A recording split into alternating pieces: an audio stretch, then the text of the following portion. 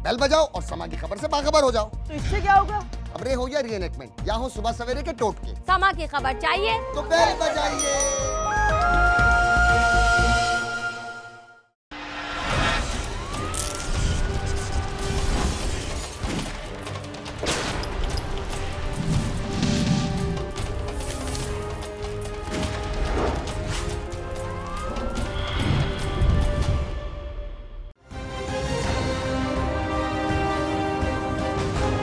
धमकियाँ देना शुरू कर दी। ठहरो, मैं आपको अपना सबूत देता हूँ। उसमें भी मैंने दोनों हाथ से फायर किए। नाजरीन, एहसान का बदला क्या हो सकता है? जाहिर है किसी नेकी का बदला नेकी ही है, मगर बहुत से लोग ऐसे भी हैं जो इस मुहावरे पर यकीन रखते हैं कि नेकी कर दरिया में डाल, यानी ऐसा उस वक्त होता है जब एहसान का बदला बुराई से दिया जाए। लेकिन क्या आप ऐसे लोगों से मिलना पसंद करेंगे जो आपके ख्याल में एहसान फरामोश हों? यकीनन नहीं, मगर कुछ लोग ऐसे भी हैं जो ऐसे लोगों को सुधरने का एक मौका ज़रूर देते हैं। और इसके बरक्स कुछ का कहना है कि एक ही सुराख से बार बार डसवाना किसी तौर मुमकिन नहीं। बहरहाल नेकी का बदला नेकी ही है। अगर कोई ऐसा ना कर पाए तो यकीनन कहीं ना कहीं वो शख्स इखलाकी बुराई की गिरफ्त में ज़रूर है, जिसे मुआशरे में अच्छा नहीं समझा जाता। मुख्तलिफ नाम दिए जाते हैं और उनसे बचने की भी कोशिश की जाती है, बल्कि नापसंदीदगी एक तरफ, उसकी इन आदात की बदौलत उनसे कता ताल्लुक में आफियत समझी जाती है। जबकि कोई भी आदमी नेकी या एहसान का बदला एहसान से देने वाले शख्स से खौफ नहीं खाता, उसे अपनी ज़ात या किसी किस्म की बदएतमादी का भी खौफ नहीं रहता। कहा जाता है कि एहसान का बदला एहसान है, लेकिन अगर कोई शख्स किसी की नेकी के बदले में उसकी जान ही ले ले तो आप ऐसे एहसान फरामोश इंसान को क्या नाम देंगे? सिर्फ कातिल या कुछ और भी? थाना सादकाबाद में एक निजी मोबाइल कंपनी के सेल्समैन ने ऐसे 2 अफराद की जान ली जो उनके मुहसिन थे, जिन्होंने उसे आवारागर्दी से निजात दिलाकर न सिर्फ रोजगार फराहम किया बल्कि उनकी किफालत भी करता रहा था।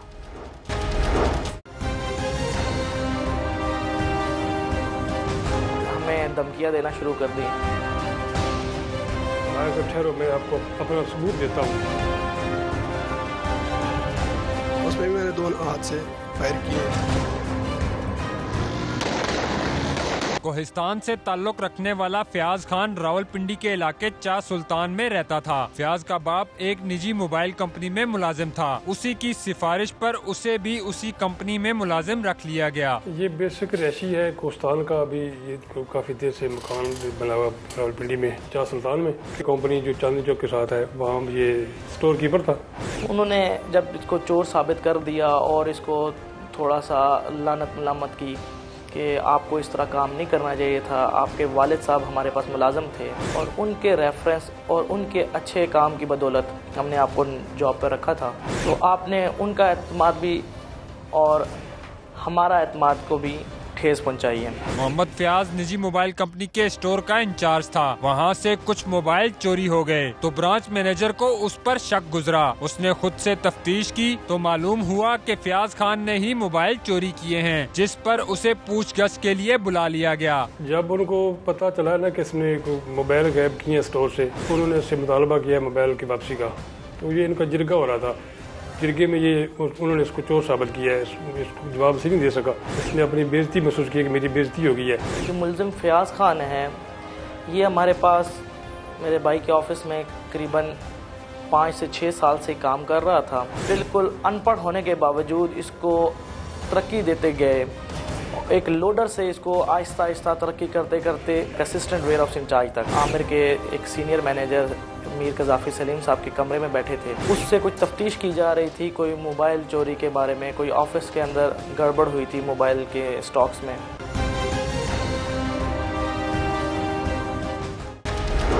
फयाज खान ने मुल्ला 313 के नाम से एक तंजीम बना रखी थी।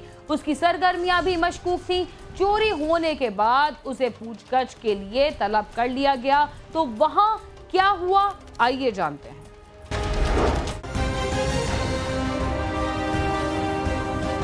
हमें धमकियां देना शुरू कर दी। ठहरो, मैं आपको अपना सबूत देता हूँ। उसमें भी मैंने दोनों हाथ से फायर किए।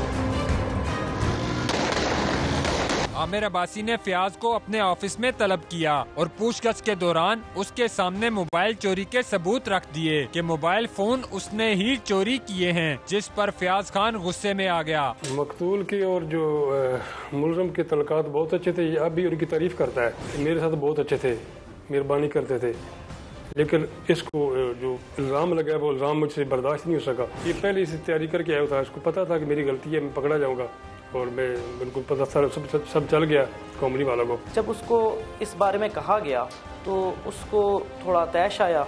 बस गुस्से की आलम में हमें धमकियां देना शुरू कर दी कि आप लोगों ने मेरा रिस्क छीन रहे हैं, आप लोग मेरे साथ जुल्म कर रहे हैं और मैं आप लोगों को ज़िंदा नहीं छोड़ूंगा। अगर अब मेरा रिस्क यहाँ से जाता है तो मैं सबका रिस्क लेकर जाऊंगा यहाँ से। काफ़ी दिनों से मसला चल रहा था। लास्ट टाइम जो उन्होंने मुझे ये बात की थी कि आपको यहाँ से जलील करके निकलवाएंगे और आपके साथ जितने भी है, आपने जो यहाँ पे 10 से 12 लड़के मैंने लगाए थे वहाँ पर, इन सबको निकलवाऊंगा। क्योंकि चंद बातें ऐसी थी जो उनकी मानने वाली नहीं थी, जो वो मनवाना चाहते थे, तो वो मैं नहीं मानता था, जिस पर उन्होंने मुझे स्वाद भिजवाया। जैसे ही मैं वहाँ पर पहुँचा, उन्होंने कॉल करके मुझे वापस बुलवा लिए और वापस बुलवा कर वही बात हुई जो बात उन्होंने 3 दिन पहले की थी। तो इस बात पर मुझे मतलब बर्दाश्त से बाहर हुआ। फयाज खान को जब चोर साबित कर दिया गया तो उसने कहा कि उसके पास कुछ चीजें पड़ी हैं जिससे वो अपनी बेगुनाही साबित कर सकता है। वो अपने ऑफिस गया और वहाँ से 2 पिस्तौल अपने बैग से निकाल कर ले आया। कमरे में दाखिल होकर उसने दोनों हाथों से फायरिंग शुरू कर दी, जिसकी वजह से आमिर अब्बासी और मीर कज़्ज़ाफ़ी सलीम मौके पर ही जाँ बाग हो गए, जबकि एक शख्स जख्मी हो गया। जब इनका जिरगा हुआ तो जिरगे में बातों में ये झूठा साबित हुआ है। जब झूठा साबित हुआ तो इसने उनको कहा कि ठहरो, मैं आपको अपना सबूत देता हूँ कि मैं बेगुनाह हूँ। और कमरे में रखा हुआ था बैग, वहाँ से बैग उठा कर लाकर लाया। उन दोनों को एक बाद बजाक वक्त दोनों हाथों में पिस्टल पकड़ कर फायरिंग करके हलाक कर दिया और फरार हो गया वहाँ से। मीर कज़्ज़ाफ़ी और आमिर अब्बासी जो है, ये दोनों इनकी डेथ हुई है। तारिक अब्बासी इसमें जख्मी हो गया था। बहाना लगाया कि जी मेरे पास कुछ और सबूत मौजूद हैं इस केस के सिलसिले में, मैं अपनी बेगुनाही साबित करने के लिए, और कुछ आपकी अमानत कंपनी की मेरे पास मौजूद हैं, मैं चाहता हूं कि आप मुझसे वो भी ले लें। ये शख्स अपने कमरे में गया, इसको अलग कमरा दिया गया था। वहाँ से ये शख्स जब वापस आया तो इसी असना में उसने पिस्तौल हम सब पर तान लिए, अंधाधुंध फायरिंग शुरू कर दी। फायरिंग के नतीजे में मेरे भाई आमिर अब्दुल रज़ाक को 7 गोलियां लगी, 5 गोलियां उनको सीने पे लगी, 2 गोलियां उनके सर में लगी, वो वहीं पे गिर पड़े। कज़्ज़ाफ़ी साहब उनको 10 गोलियां लगी और तमाम गोलियां सीने पे, 1 गोली उनको चेहरे पे लगी। मेरे भाई को और एक उनका असिस्टेंट मैनेजर रज़ाक अब्बासी और एक और लड़का उन्हीं के ही अंदर काम करता था, तारिक, उनके ऊपर इसने अंधाधुंध फायरिंग कर दी, जिसके नतीजे में भाई मेरा शहीद हो गया, आमिर रज़ाक अब्बासी शहीद हो गया और तारिक जख्मी हो गया।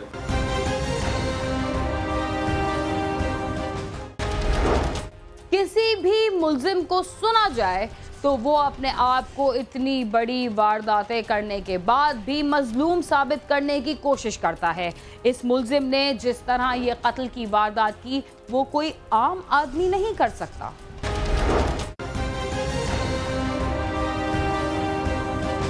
हमें धमकियां देना शुरू कर दी।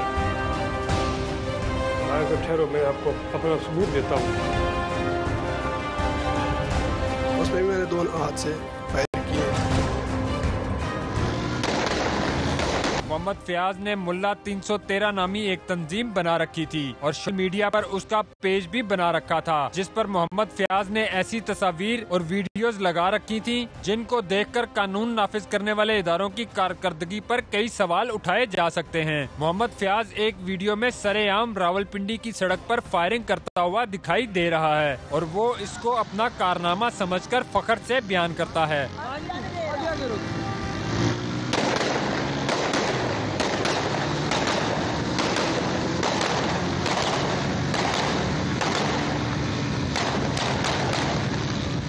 मेरे पास होता भी दो ही है। जैसे मेरी पहले एक वीडियो आपके पास शायद पड़ी होगी, आपने देखी भी होगी, उसमें भी मैंने दोनों हाथ से फायर किए हैं, चलाए। और मैं पहले भी लेके आता रहा हूँ, तो दो मेरे पास ऑफिस में पड़ी होती थी, मेरे दराज में पड़ी होती थी।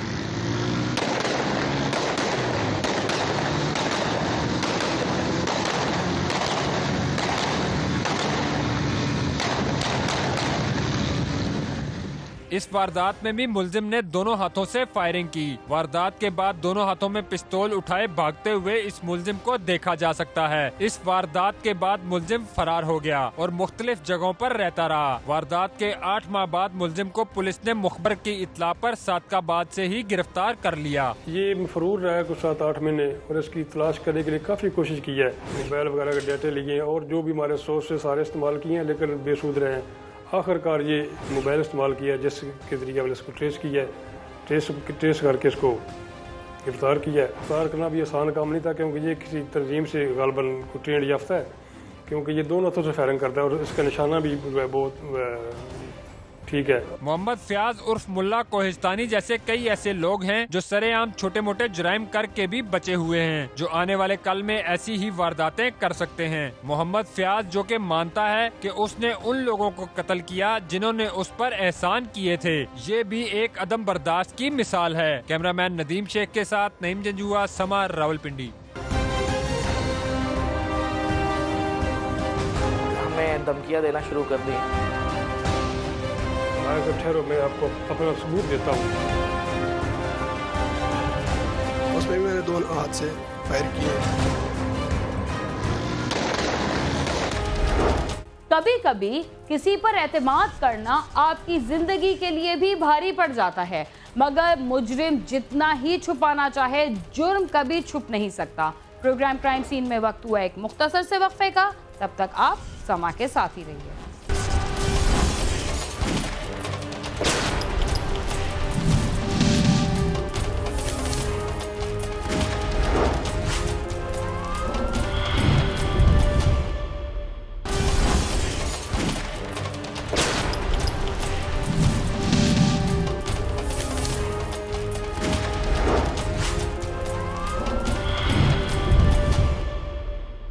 प्रोग्राम क्राइम सीन में एक बार फिर खुशामदीद। कुछ लोग राह चलते हुए किसी के साथ होने वाली तल्ख कलामी और मामूली झगड़े को ज्यादा अहमियत नहीं देते और उसे वक्ती लड़ाई समझकर नजरअंदाज कर देते हैं, मगर इनमें कुछ ऐसे भी होते हैं जो मामूली सी बात को अपनी अना का मसला बनाकर उसे दुश्मनी में तब्दील कर देते हैं। लाहौर में भी नामालूम अफराद ने 30 साला शख्स को बदतरीन तशद्दुद का निशाना बनाया और फिर उसे जलाकर जख्मी कर दिया। उन्होंने मारा सर जी मुझे।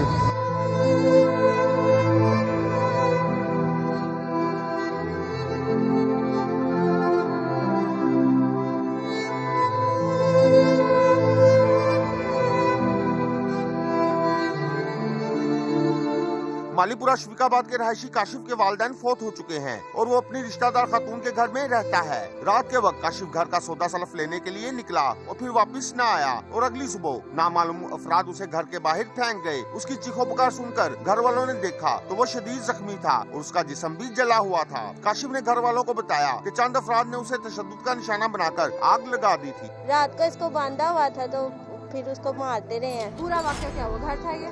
पहले घर था, रात को ये बाहर गया है तो वहाँ से उन्होंने पकड़ के उसको मारा है। किसने पकड़ के मारा? मालूम नहीं। हाँ, ये नहीं मालूम नहीं है हमें, पता नहीं जलाया हुआ है, उसको मारा हुआ है, क्या उसको बड़ा बुरा असर किया हुआ है। हॉस्पिटल वाले ले ही नहीं रहे उसको, वो कह रहे हैं पहले उनको पकड़वाएं। फिर रात में घर से बाहर गया है, ठीक है, सामान लेने के लिए, और मालूम नहीं किसी ने क्या किया, जलाया है, क्या किया, हॉस्पिटल वाले ले नहीं रहे।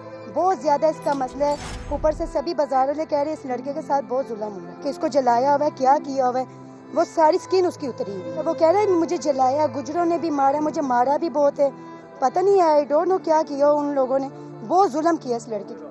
जख्मी को फौरी तिब्बी इमदाद के लिए अस्पताल पहुंचा दिया गया, जहां उसे तिब्बी इमदाद दी जा रही है। मूसा के मुताबिक डॉक्टरों ने पहले तिब्बी इमदाद नहीं दी थी, इसलिए प्राइवेट क्लिनिक पर ले गए और बाद में पुलिस के आने पर उसे अस्पताल दाखिल करवाया गया। उसकी किसी से मामूली तल्ख कलामी हुई थी और उन्हीं अफराद ने काशिफ को तशद्दुद का निशाना बनाया है। कौन छोड़ के गया, खुद ही आया। तो हम डर गए, हमने बोला ये क्या होगा, ये जले हो क्या किया।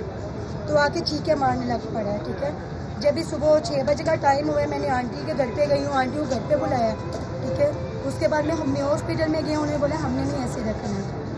वो कहते जितनी देर इसका पर्चा नहीं होगा और इसका मेडिकल नहीं होगा। पट्टी हम लोगों ने वो बकर मंडी से करवाई है। ठीक है, लेकिन उन्होंने बोला ये हम लोगों ने ऐसे में की है, अभी इसका पर्चा होगा, इसका मेडिकल होगा, फिर इसको हॉस्पिटल वाले रखें। इत्तला मिलने पर पुलिस ने मौके पर पहुंचकर तमाम हालात का जायजा लिया और मुकदमा दर्ज करके तफ्तीश शुरू कर दी है। पुलिस का कहना है कि मुलजमान को जल्द गिरफ्तार कर लिया जाएगा।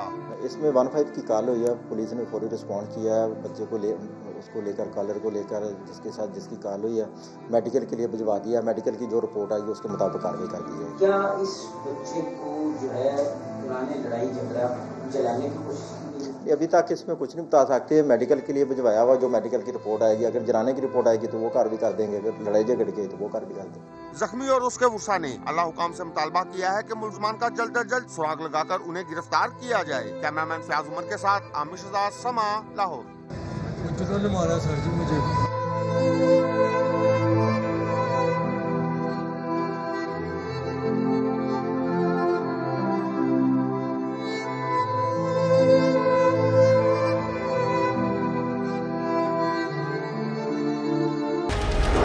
लड़ाई झगड़े, तशद्दुद और कत्ल गारत की असल वजह अदम बर्दाश्त होती है।